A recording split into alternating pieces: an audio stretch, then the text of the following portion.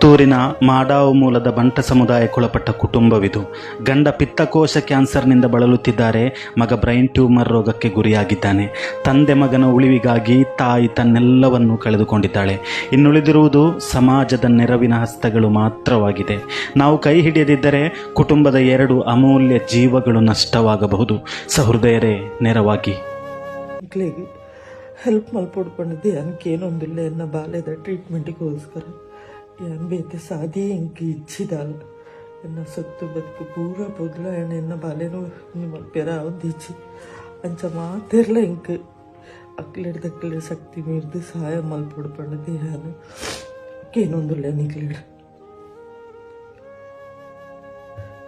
ನಮ್ಮ ಏರ್ಲ ಕೈ ಬಿಡಡಿச்சு